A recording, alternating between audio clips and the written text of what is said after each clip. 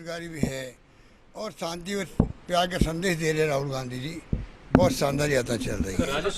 और जहाँ तक आप कह रहे हो कि कांग्रेस अध्यक्ष की बात है, मैं कह चुका हूँ मेरे लिए कोई पद, मैं 50 साल राजनीति कर रहा हूँ NSY से, और 40 साल मैं कोई न कोई पद पे हूँ, संवैधानिक पद पे। जब मेंबर पार्लियामेंट रहा, चाहे केंद्रीय मंत्री रहा 3 बार, चाहे मैं 3 बार PCC प्रेसिडेंट रहा, 3 बार AICC का महामंत्री रहा और 3 बार मुख्यमंत्री हूँ। इससे ज़्यादा व्यक्ति को क्या मतलब मिल सकता है या क्या चाहिए बताइए। तो मेरे दिमाग में बात यह है कि नई पीढ़ी को चांस मिले और सब मिलकर के इस देश के अंदर नेतृत्व प्रदान करें। और हम लोग तो है बहुत कुछ हमें मिला है, हम चाहेंगे किस प्रकार से देश के अंदर एकता अखंडता रहे। मैं बार बार कह रहा हूँ, मेरी चिंता वो है, तनाव की स्थिति जो है, हिंसा की स्थिति, वो मुझे चिंतित करती है। इसलिए मैंने कहा मेरे लिए पद महत्व नहीं रखते। हाँ, दोहरी यदि जिम्मेदारी मिली, ये बात है कि पार्टी ने मुझे सब कुछ विश्वास किया, सोनिया गांधी जी ने, उसके पहले इंदिरा जी ने, फिर राजीव गांधी जी ने, फिर नरसिम्हा के साथ मेरा मंत्री, तो और राहुल गांधी जी ने इतना मुझे विश्वास किया है। तो मेरी ड्यूटी बनती है, जो मुझे वो कहेंगे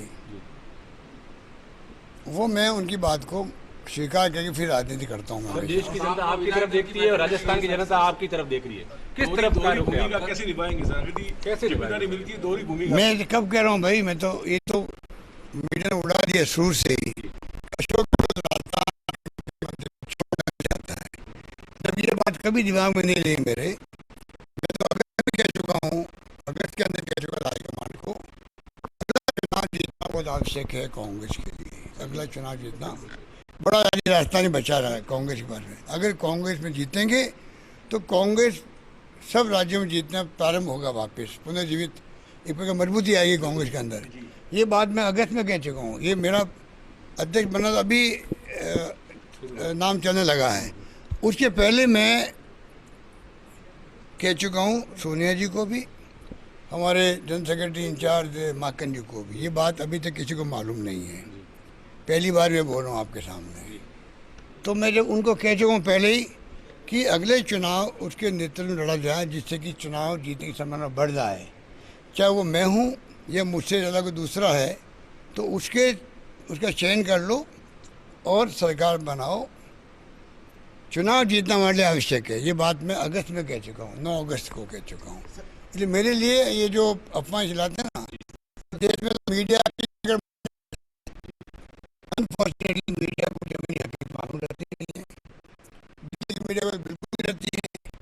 वो ऐसे अभियान चलाते हैं कि किंग मेकर की भूमिका में आते हैं वो लोग। उसका क्या इलाज करें?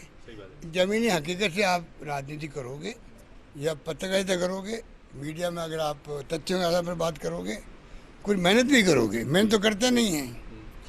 जो बात आ गई है उसके आधार पर आप अपने घोषणा करने लग जाते हो, वो खतरनाक है देश के लिए। मीडिया को चौथा स्तंभ कहा गया है, मीडिया का पूरा महत्व डेमोक्रेसी के अंदर है, उस महत्व को आज का मीडिया कमजोर कर रहा मेरी दृष्टि का। शिक्षा को, स्वास्थ्य को, कृषि को आपने फोकस किया। अब खेल और युवा जो है वो आपके अगले बजट में फोकस में है, क्योंकि राजस्थान सब आपकी तरफ देख रहे हैं। राजस्थान अग्रणी राज्यों में कैसे आए? अब जो अगला मुख्यमंत्री जो बने उसको मैं ब्रीफ कर दूंगा आपकी भावनाओं को, कि किस प्रकार से युवा और छात्र जो है उनको फोकस करके आप मैंने कोई शिक्षा में, स्वास्थ्य में, सड़कों में, पानी में, बिजली में, सोशल सिक्योरिटी के अंदर पेंशन दे रहे हम लोग 1 करोड़ लोगों को, स्वास्थ्य का बीमा शानदार कर दिया जो हिंदुस्तान में कहीं नहीं है। तो जो मेरी कलम चली वो गरीब के लिए चली, आम आदमी के लिए चली है। कल की बैठक है, क्या रहेगा? उसी रूप में मैंने आज तक जिंदगी बिताई है। गांधी जी ने कहा था अंतिम व्यक्ति के चेहरे पे मुस्कुराहट कैसे आए, वो फैसला आप करो। वो फैसला आता मैं करता रहा हूँ। अब मैं चाहता हूँ कि बिना पद भी कम से कम कुछ तो मैं नौजवानों में जाऊँ, छात्रों में जाऊँ, उनसे बातचीत करूँ, उनको गांधी जी के सिद्धांत थे, नीतियाँ थी, उनका जीवन था, बताऊँ उनको मैं। अच्छे संस्कारित हो राजस्थान के नौजवान, छात्र, युवा, ये मेरी ख्वाहिश है। वो मैं अगर मौका मिल गया मुझे तो मैं वो काम भी करूँगा। राजस्थान में सिर्फ अशोक गहलोत ही है, अशोक गहलोत के बाद अगर आप लोग लगता है कि आप इस पद पे नहीं रहे, देखिए, या प्रदेश पंडित अध्यक्ष बने, तो कौन होगा? जब पंडित नेहरू थे ना, तब लोगों का आफ्टर नेहरू कौन, आफ्टर नेहरू सब आए हैं, देश चलता है। मैं नहीं रहूँगा तो ये प्रदेश चलेगा, सरकार बनेगी, बिगड़ेगी, सब बातें होगी। आप निश्चिंत रहो, प्रदेश की चिंता हम लोगों को है। कांग्रेस में जो गुटबाजी हो रही है, आप राष्ट्रीय स्तर पर जा रहे हो, तो प्रदेश के संगठन को संभालने में आप क्या भूमिका निभाएंगे? देखिए, मैं कहाँ जा रहा हूँ, कहाँ नहीं जा रहा हूँ, वो तो समय बताएगा। अभी तो मैं कह रहा हूँ, मेरी इच्छा है कि मैं कहीं नहीं जाऊँ और राजस्थान में अंदर रहूँ, मैं सेवा करने के लिए। जरूर नहीं मुख्यमंत्री पद पे रहूँ। मैंने कहा मैं अंतिम सांस तक राजस्थान प्रदेश वाले की सेवा करूँगा, चाहे मैं कहीं रहूँ, किस पद पे रहूँ या नहीं रहूँ, मेरे लिए महत्व नहीं रखता। ये बार बार बोल रहा हूँ आपके सामने। आपकी इच्छा राजस्थान रहने की है, इसीलिए आपने कुछ दिन पहले बयान भी दिया था, मैं थासू दूर बोली, लेकिन नेतृत्व जो है वो आपको राष्ट्रीय अध्यक्ष बनाना चाहता है। आपकी क्या इच्छा है? अगर नेतृत्व ने कह दिया कि हम न्यूट्रल हैं। सोनिया जी ने कहा है हम लोग न्यूट्रल हैं, जिसको खड़ा होना हो एआईसी अध्यक्ष पद के लिए वो खड़ा हो। तो नेतृत्व के लिहाज से सब कांग्रेस बराबर है, और कोई अध्यक्ष बनता है या बना हुआ है, पहली ड्यूटी उसकी होती है सबको साथ लेके चले, जब जाके कांग्रेस मजबूत होती है। अध्यक्ष के लिए लागिंग डिसलाइकिंग बिल्कुल नहीं होती है, ना होनी चाहिए। आगे वाले कोई करे अध्यक्ष के साथ, तो उसकी मर्जी है, वो तो कर सकता है, पर कम से कम अध्यक्ष करे, आगे वाला उसके साथ कोई विधायक दल की, तो उसमें आज क्या निर्णय हो सकता है? क्या हमारी परंपरा रही है शुरू से ही कि हमेशा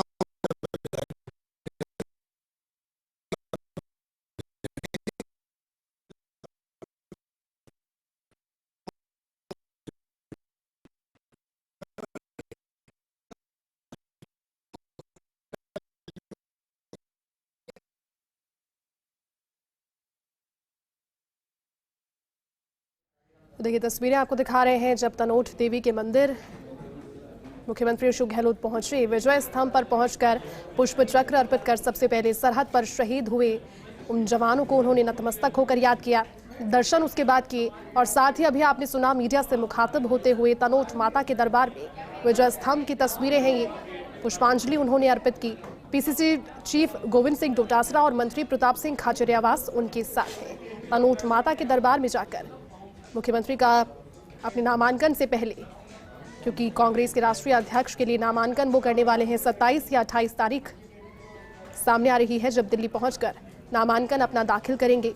उससे पहले तनोट देवी के शारदीय नवरात्रि शुरू होने से ठीक एक दिन पहले उनके दर पर पहुंचकर मत्था टेकना, नतमस्तक होकर देश प्रदेश की खुशहाली की कामना करना, और राजस्थान से देखिए जो जुड़ाव, जो लगाव उनका है। उन्होंने कहा कि किसी भी पद पर रहूं, लेकिन राजस्थान के लिए, राजस्थान की जनता के हर एक व्यक्ति के लिए हमेशा कार्य करने के लिए तत्पर रहूंगा।